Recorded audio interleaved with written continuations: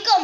मैं हूँ मिस्टर रोहान मोहम्मद तनवीर। मैं आज आपको कोरोना की स्पीच सुनाना चाहूँगा। कोरोना से डरना नहीं, लड़ना है। ये खौफो हरास कैसा, ये वबा है, तो इससे डरना नहीं, लड़ना है।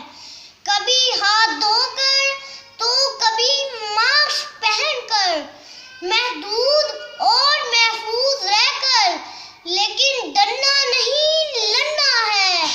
ये वक्त ही है, आखिर में हम भी उभरेंगे उफक पर रोशन आफताब की तरह, उफक पर रोशन आफताब की तरह।